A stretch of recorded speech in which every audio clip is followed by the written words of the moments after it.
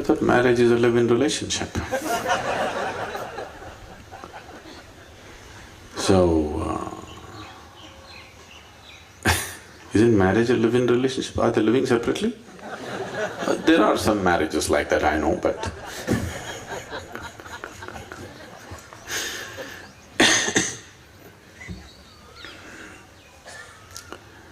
first of all, we must understand why are we forming a relationship.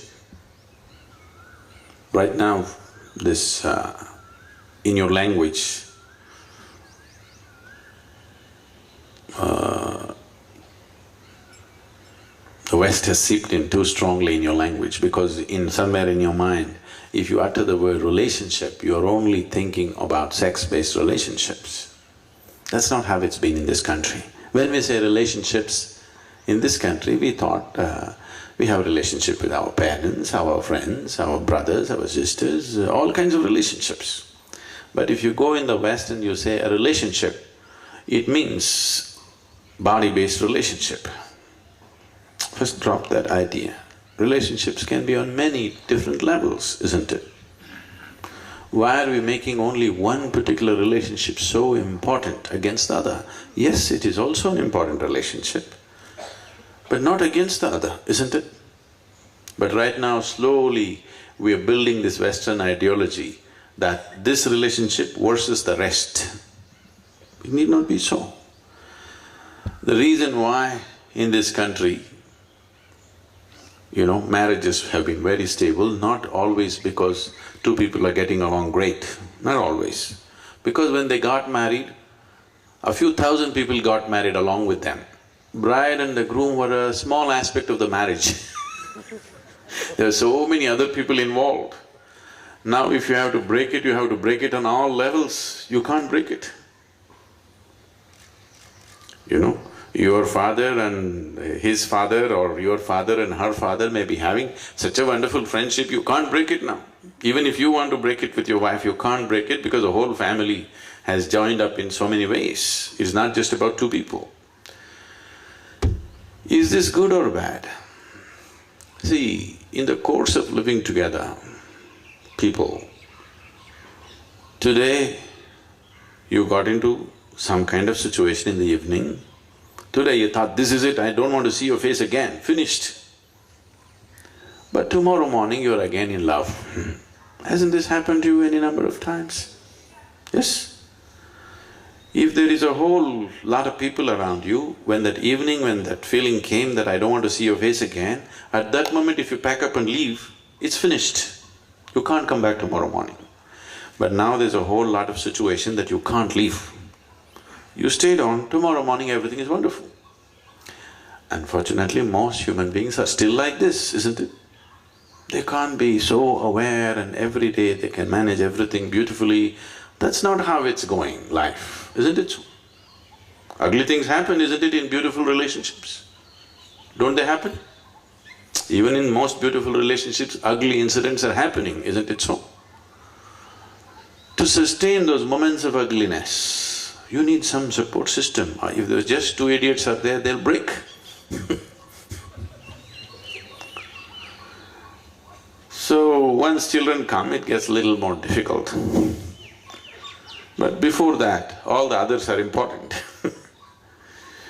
So, what is this new thing about live-in and marriage? So what you're saying is, I'll walk out whenever I feel like it, isn't it? That's not good for anybody.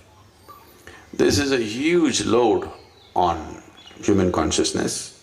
There is no emotional security. I think United States of America, just recently, I was addressing a group of people just a week ago, and I was telling them, one big reason, they were talking about the economic meltdown, why are we not productive, why is it that this has happened? I said, one important thing is there's no emotional security for the man and the woman. You go out, when you come back, you don't know whether your home will be there or not. You don't know whether your wife will be waiting for you or not. This is there on most people's minds, at least 50% of the people's minds.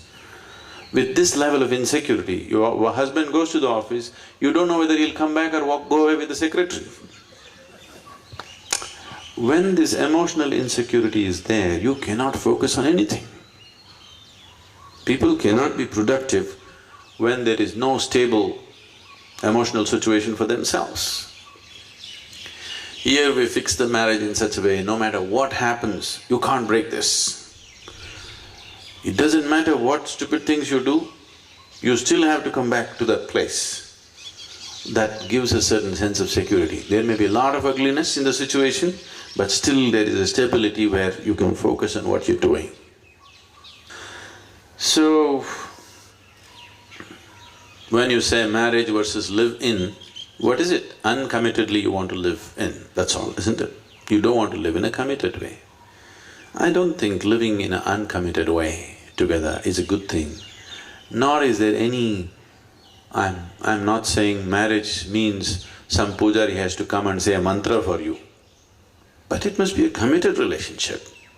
If there is no commitment, there is no real sense of respect. When there is intimacy, there must also be respect for the other person's body, mind and everything, isn't it? When you say, I'm not committed to you, whenever I feel like it, I'll walk out, there is no sense of value and respect for the other person, isn't it? So marriage is not some fairy tale thing happening, nor is it happening in heaven. It is just a statement of commitment, that I'm with you, isn't it? If you're against commitment, no, I don't think that's a good thing to do. It will not bring the stability that you're seeking out of that relationship. If you're just looking for pleasure, it's up to you.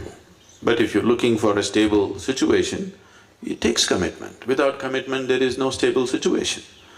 So marriage is not performed by somebody. That is only for social reasons. Marriage is between two people that there is a sense of commitment, I'm with you, isn't it?